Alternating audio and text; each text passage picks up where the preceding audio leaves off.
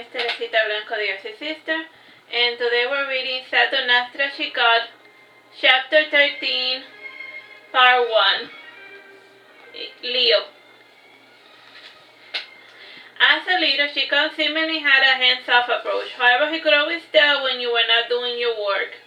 He was a firm believer in paying people what they were owed, and he gave people raises at the end of the year if he thought they deserved it. He also had a knack for discovering people's talents through a simple interview. Some of the questions he asked were quite far-fetched. Once he was done speaking with a person, he usually had a role already for them in mind. When several journeymen were applying for the same position, it was a commonality at the time that the master would have them audition. They would have to give a sample of the work, and the best one would get the job. This was done not to pick the best one, rather it was a cheap way of getting a few dozen swords for free. Chicot never used such underhanded tactics, though if he ever was running short of cash, he had no reservations about robbing the neighbors or the cemetery. He was quite the contradiction in every respect. When dealing with his worker, he was always happy and cheerful. He made you feel at ease just being around him. If he felt that you were slacking, he would not scold you. He simply would pay you less. He was the kind of person who preferred to avoid needless argument and confrontation.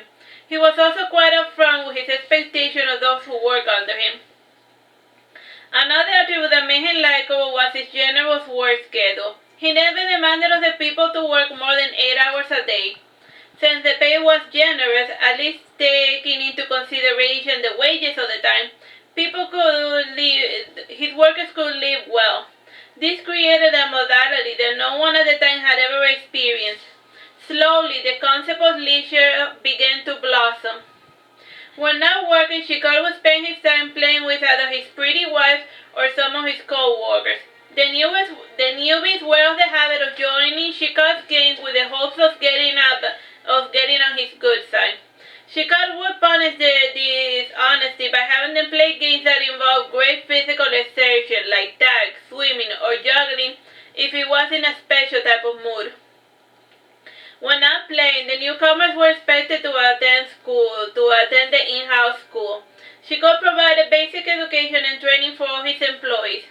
When word got out that Chicot was teaching his employees how to read, his home got crowded with prospective workers. Chicot would allow anyone to attend the writing classes. He was a firm believer that no one should be denied the basic right of education. Eventually, Chicot did end up opening his own grammar school in Aragon. The grammar school only taught students for 6 hours a day. At night, Chicot offered educational opportunities for adults. Illiterate farmers, workers, and peasants of all ages would come flooding in to learn to read. The night school too would run with the same time schedule as the day school. At first, this grammar school drew the attention of the berserkers.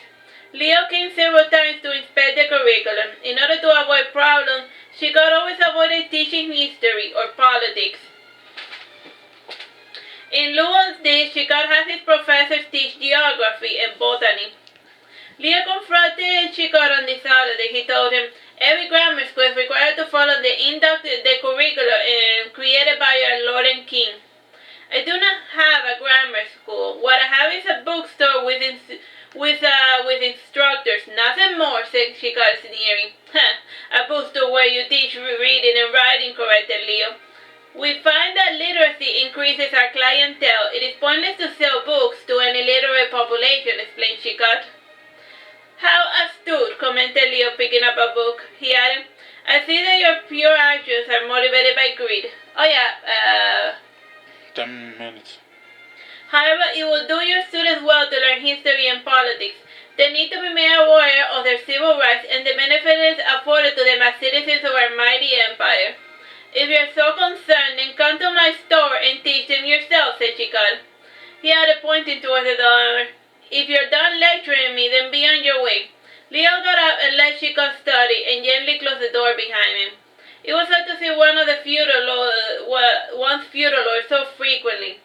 Even in Sufte, I had never seen the town's mayor at all. Leo was a great guy. He was nice and well-mannered.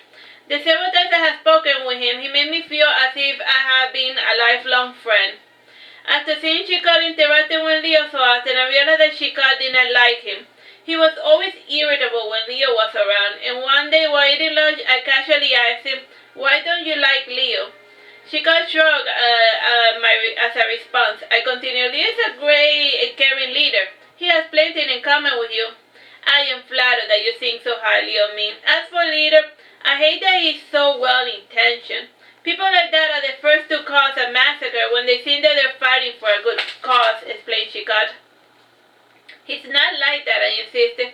"Shows what you know. He has a pungent scent of blood which no amount of soap will ever scrub clean. Whether he fights for a good cause or a bad one, it does not change the fact that he kills," explained Chicot. "I forgot that there's no point in arguing with you," I said sadly. "Argue away if it pleases you, though just don't get mad if I don't change my opinion. It would be boring if we all thought alike," said Chicot, smiling. "I hear that the Southern Kingdom is rebelling," I said suddenly. "What about it?" said Chicot with disdain. "If the kingdom rebels, we may be asked to contribute to the war effort as to the other nobles," I said, worried. "I pay an extra tax to avoid such inconveniences," said Chicot. "But don't you want to get involved? We could make a lot of money by looting the rebellious cities," I said excitedly. "The kingsmen always have first dibs. It is not worth getting almost killed over scraps," said Chicot, unconvinced. He added, "If you are bored bookkeeping, you should just say so." "I am content where I am," I said. The following day, I was shocked to see Leo teaching in Chicot's grammar school. Paolo informed me that he had interrogated the teacher and discovered that they did not know of his country's history or its politics. The students were willing enough to learn from such a kind-hearted teacher. He would grace us with his presence once a week. I too was tempted to go to one of his lessons, and when Chicot saw me heading towards the school, he said to me, do not try to be taken in by his indoctrinated dribble. Just because he is a berserker does not mean that he never lies." "I could say the same thing about you, Chicot," I snapped. Chicot gave me an approving smile before walking away. Leo's lessons were quite pleasant. He was such a caring and understanding teacher. From time to time, Chicot would pass by the classroom to eavesdrop on what Leo was teaching his students. Based on his grimace, he truly despised having Leo around. Before Chicot did something drastic, I felt that it was necessary to warn Leo about him. I said when the classroom was empty, "I think my boss does not like you." "Do you think me blind, Joseph?" said, and I feel him throwing shadows at me when he thinks I'm not looking, said Leo sadly. "I don't get why he doesn't like you. I could almost say he despises you enough to want to kill you," I said ominously. "Is that so? And does your boss man kill people on a whim?" Leo asked, trying to get information out of me. "I don't know, to be honest. I've never seen him kill anyone," I said, trying to dodge around the question. "I have heard rumors that he was a highwayman," said Leo, continuing with the interrogation. "One should not give credence to rumors, especially someone of your status," I said, bowing. Leo was about to say something else, but I took my chance to flee the classroom. This strategy had always worked well with Chicot. In the future, I was more careful with what I said in front of Leo. He was not as benign as he pretended to be, and he gave me the impression that he was always checking up on us under the guise of education. Leo too noticed this change, and thus he started coming on the midweek as well. What I had said had roused his suspicion. Time, bro? 6 minutes. One day, I eavesdropped on another one of Leo and Chicot's conversations. Gita was present there as well. Chicot had just said, "No, we do not go to temple, and even if I wanted to, which I don't, I was branded a blasphemer for practicing necromancy." I could talk to the priest, explaining that it was all a misunderstanding. "After all, grave robbing has nothing to do with necromancy," said Leo. He added, "And you, Gita, don't you want to worship among your kind in the temple of Lara? It is one of the few liberties afforded to your kind. Whatever you may have heard, I am a free elf, and like my mother and my sister, the temple of Lara is only for human followers and slave elves. The high priest will not allow me to enter," explained Gita. "My apologies," said Leo, bowing. He added, "I was just concerned with the progress of my little empire. You could be doing a lot better if you had the priest's blessing." "I'd rather do things on my own without the help of the gods," said Chicot. "There's only so much a person can do alone before they need to ask for help," said Leo, getting up. "And when the time comes, I will call upon my gods, and that will be the end of that. I'm just not the kind of person who wants to call upon higher powers to solve every little thing. Even the gods get tired of listening, you know, said Chicot. What Chicot said made Gita giggle. Not turning around, Leo said, and you, Joseph, I never see you at temple. Coming inside, my face flushed red with embarrassment, I stammered. I'm too busy, yes, with paperwork and writing Chicot's mail. He can't write because he lost his dominant hand, you see. Yes, we can all see that, said Gita, frowning. Now going back to the matter at hand, aren't you worried about life after death? Asked Leo to everyone.